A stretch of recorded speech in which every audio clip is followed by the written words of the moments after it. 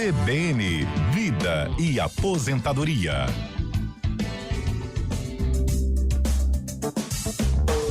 Agora, 3h14, o INSS anunciou a exclusão de 13 categorias do MEI, que são aí os microempreendedores individuais.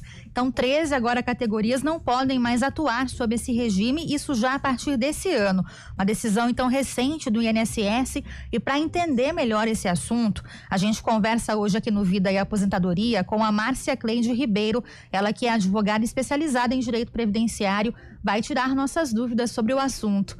Oi, doutora Márcia, boa tarde, bem-vinda. Boa tarde, Tyler. Obrigada pela oportunidade da participação aí com vocês.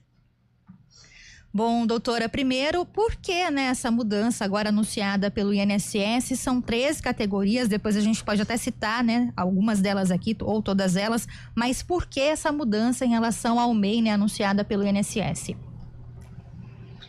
Sim, o fundamento, da justificativa para essa exclusão dada pelo INSS é de que algumas dessas profissões, elas têm que ter um vínculo de emprego mesmo. As características são de empregados, então não caberia constar aí com um MEI. Também, eles informam que existem algumas categorias, algumas profissões que estão ali inseridas, que precisam de registro nos órgãos de classe. Portanto, também não fariam jus estar aí nesse rol de empreendedor individual. E a outra justificativa é de que, em alguns casos, as pessoas que executam esse trabalho, elas estão expostas a agentes insalubres e perigosos, que existe regulamentação própria. E essas pessoas realmente precisam de regulamentação própria. Existem as NRs, sim, onde existem formulários a serem preenchidos e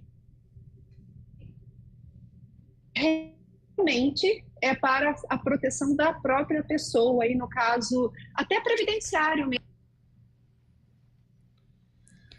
A gente está com algumas falhas aqui na conexão com a doutora Márcia, que fala conosco sobre essa exclusão aí, então, de empresas do MEI, que foi anunciada pelo INSS. A gente vai refazer o contato com ela por telefone também, para que a gente possa ter mais qualidade aí no áudio, para entender melhor, o que a doutora está explicando para a gente, mas citando aqui, as categorias que foram excluídas, então, do MEI pelo INSS. A gente tem alinhador de pneus, também aplicador agrícola, arquivista de documentos, balanceador de pneus, coletor de resíduos perigosos, também comerciante de fogos de artifício, comerciante de GLP, que é o gás liquefeito de petróleo, também comerciante de medicamentos veterinários, confeccionador de fraldas descartáveis, contador técnico contábil, dedetizador, fabricante de produtos de limpeza e higiene pessoal e também operador de marketing direto. São as 13 profissões, então, que não se enquadram, mais no MEI a partir desse ano, uma mudança aí de critérios do regime que foi anunciada pelo INSS. A doutora Márcia explicava aqui pra gente os motivos, mas agora com essa exclusão muda também aí algumas coisas. A gente volta então a conversar com a doutora Márcia Cleide Ribeiro, que é especializada em direito previdenciário. Doutora, bem-vinda novamente. Então gostaria que a senhora retomasse essa explicação dos motivos dessa exclusão dessas categorias do MEI, por que essa mudança? Assim, o INSS justifica essa exclusão porque ele entende que algumas dessas profissões, elas têm características próprias de empregado. Então, o vínculo desse profissional não seria um microempreendedor individual, e sim que ele esteja vinculado aí numa outra categoria com o INSS, como, por exemplo, vinculado a uma empresa como empregado. Também tem outra situação que eles colocam, que existem algumas dessas profissões que necessitam do registro nos conselhos de classe, e que isso também invalida que essa profissão continue sendo como na categoria de microempreendedor individual, porque nesse caso também existe algumas exigências dos conselhos de classe para que a pessoa esteja vinculada, que são incompatíveis com essa forma de prestação de serviço através da MEI. E, em terceiro, aquelas profissões onde a pessoa que trabalha exercendo essa função, elas têm contato com produtos insalubres, né, ou perigosos, que são aqueles produtos de alto risco. Como exemplo, nós temos aí essas pessoas, né, que são comerciantes de gás de cozinha, né, de efeito, e também os que revendem medicamentos veterinários. Então, a justificativa é que essa exclusão decorre até de uma proteção aí previdenciária melhor para essas profissões. Doutora Márcia, mas no caso, né, até esse mês, por exemplo, até essa regulamentação, esses profissionais que tinham registro de MEI, eles estavam contribuindo com a Previdência como microempreendedor individual, né? E como ajustar esse problema aí?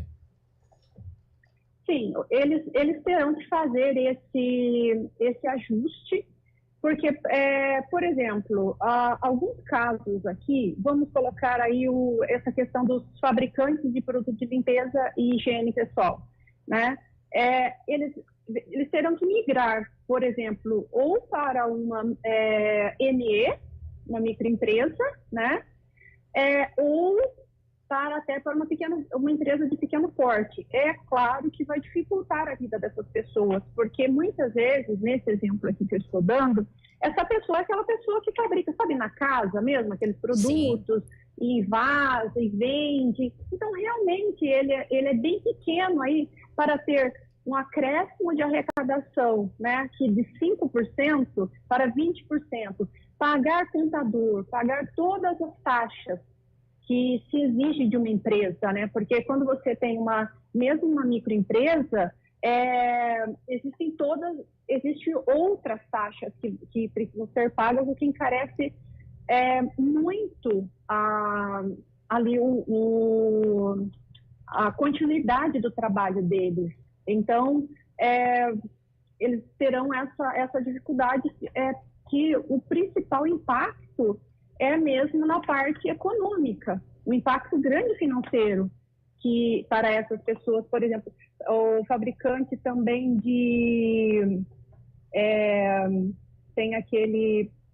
outro de fraldas, né? Aqueles fabricantes de fralda que fazem ali em casa, comprar aquela maquininha de fazer fralda, ou seja, não é uma empresa, não é uma companhia, sim, é uma coisa que a pessoa faz ali e que é o mínimo para o seu sustento. Então, não comporta ter uma assessoria contábil, pagar todas as taxas necessárias para o funcionamento de uma outra empresa. E nos outros casos aqui que existem a questão de que deveriam ser até vinculados como empregados, se a pessoa está já nesse mercado como microempreendedor individual, tentando formalizar, que era o objetivo da MEI, colocar essas pessoas que estavam na informalidade, na formalidade, é porque essa pessoa provavelmente também já tentou, né, um trabalho formal e não conseguiu. Então, existem, assim, muitas... o impacto será muito grande nessas... Eu entendo que em todas essas categorias que estão sendo excluídas. Doutor, e aí essas categorias, né, citando aqui algumas, por exemplo, balanceador de pneus, comerciante aí de medicamentos veterinários, contador contábil, algumas das que foram excluídas pelo INSS, né? Se essas pessoas, elas não são contratadas por uma empresa, elas prestam serviço, não conseguem mais o registro de MEI e vão para a informalidade, como é que elas conseguem, por exemplo, ter uma contribuição previdenciária, a contribuição privada, por exemplo, previdência privada, ela seria uma alternativa ou não se encaixaria nesses casos?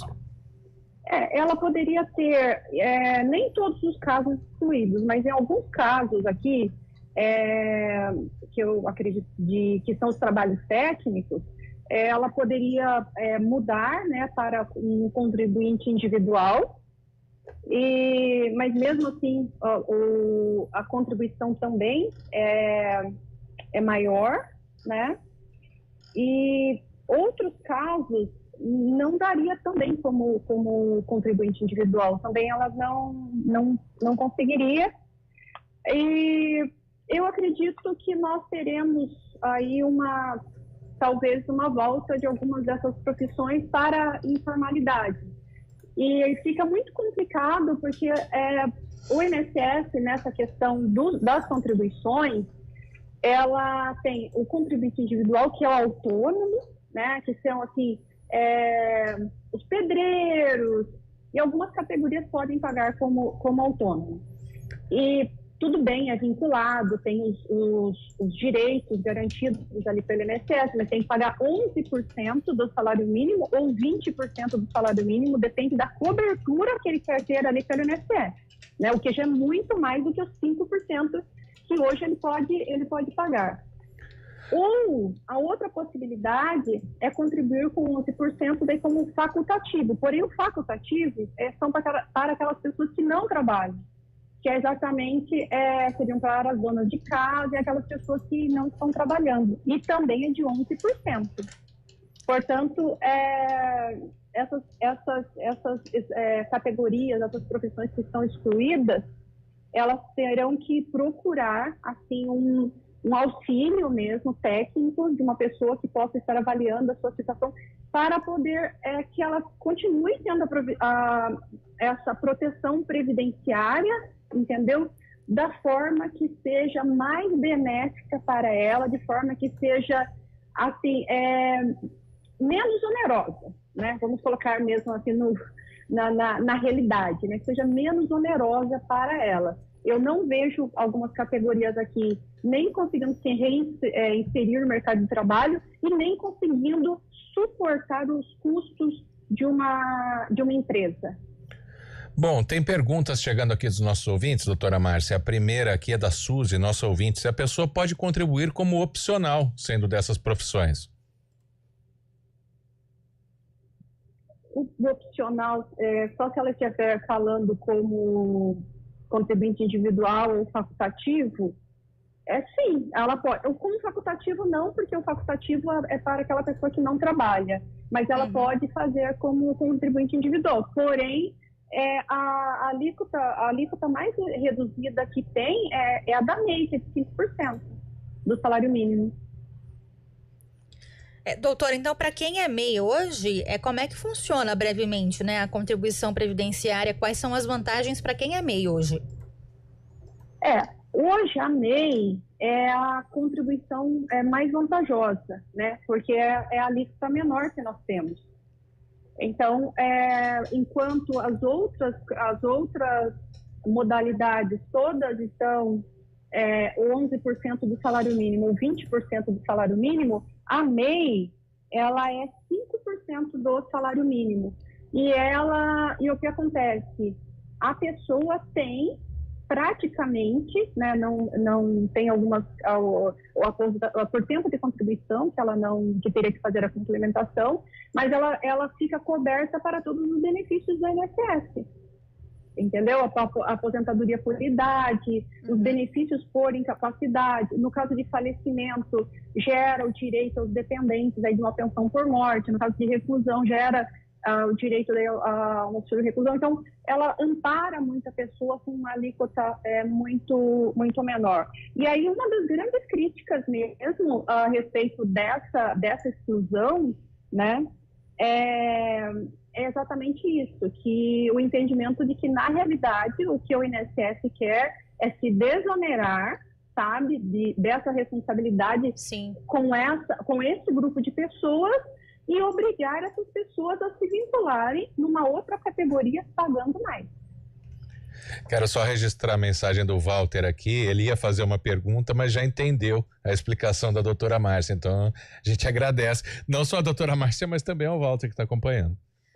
Bom, e agradeço aqui novamente, então, a participação da doutora Márcia Cleide Ribeiro, ela que é advogada especializada em direito previdenciário, falando com a gente sobre essa mudança, agora exclusão de 13 categorias no MEI, um anúncio feito pelo INSS que, claro, vai acabar aí trazendo prejuízos, né, para essas categorias, como a doutora explicou pra gente, infelizmente.